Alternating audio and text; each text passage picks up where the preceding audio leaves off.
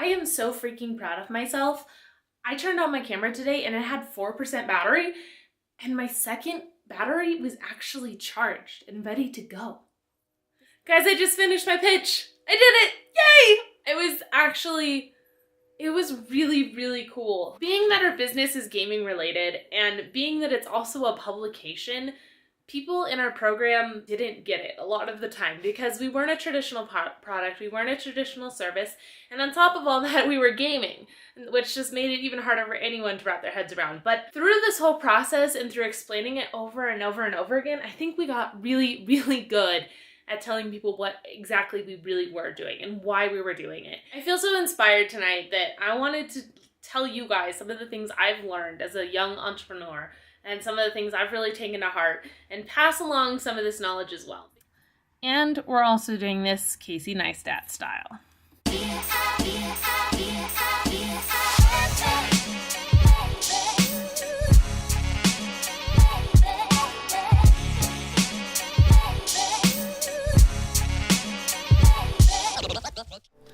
Maybe this title isn't completely accurate because it's not just things I've learned, it's also tips that I would like to pass on. This one's really important because if you don't believe in yourself, no one else will. It's your idea, it's your business, you have to be the driving force behind it. And it is so hard sometimes to believe in yourself. When you go to these networking events that are really just a bunch of rich white guys that already have made it in the world wanting to tell you their advice, which is really just, you know nothing, and this is gonna be really hard, and most startups fail, and blah, blah, blah, blah, give me a break. So you gotta believe in yourself and your idea. You're the one that's defending your idea. No one else will do it for you. Burnout happens. So there's this thing with startups, is that you get this idea, maybe you have a team with you, and you're so stoked about it. It's the greatest idea in the world. You're gonna make millions, there's a huge market for it, of course people are gonna buy what you wanna make because it's freaking brilliant. About a month or two in, when you're getting into the nitty-gritty about how things actually work and you're really defining your value proposition, burnout happens because it's not fun anymore. You're not just talking about ideas and throwing things around. You actually have to get down into the nitty-gritty of what your business really is. And sometimes it's hard to stay motivated. I have been very fortunate that in the startup incubator I've been a part of, I was assigned mentors.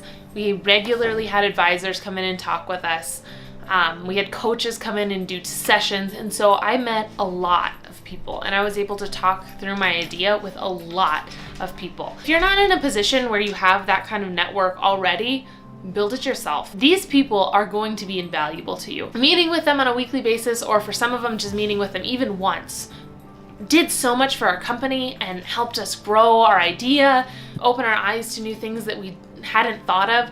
And it also kind of helps with the burnout thing, because when you meet with people like this, you kind of do get to go back to that idea stage a little bit and throw things around and get excited again, and that's fun.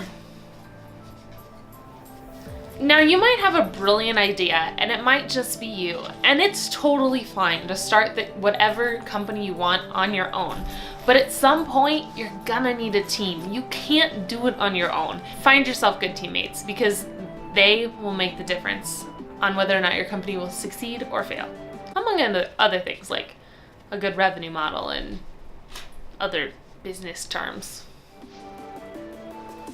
Like I said, this is hard and burnout happens and it sucks. And you're gonna have people telling you how hard it's going to be and that most businesses fail. And that's really demoralizing. So find someone in your life that's just gonna tell you you're doing a good job. Obviously, you need the people on the other end of that telling you to work harder. But personally for me, I also needed someone just telling me you're doing it right. Keep doing what you're doing. When you meet as many people as you do as an entrepreneur, write everything down. Literally, I don't care if it's in a notebook, in your phone, on Google Docs, on a napkin, document everything. How many times have I already told you you're gonna be meeting a lot of people? You're gonna need them. You're gonna wanna hand them out. Do it. This is really helpful if you have a team in the beginning. But even if you don't have a team, this helps you really define your goals. Before I did this, I didn't really even know what I wanted. And if you have a team, you can hone in on, are we on the same page and do we want the same things? And if we don't want the same things, how can we compromise? Or what things can we do so we both get what we want out of this? Obviously, you think your idea is a great idea, but do your customers think your idea is a great idea? And I put it in quotes because not every business has true customers. For us, we're a publication, so our customers are readers. But nonetheless, they're really who need to buy your idea, not you. It is okay. I was a perfectionist. I am a perfectionist. I've always been that way. And to me, getting a B in a class was failing. So entrepreneurship is scary. And I can't say that I fully come to terms with that yet because I'm gonna have to take some bigger risks than I've done so far. I have to keep reminding myself that a failed business doesn't reflect me personally. That failure is okay, it happens. And ultimately, going through this experience is going to make me a better person, professionally and personally.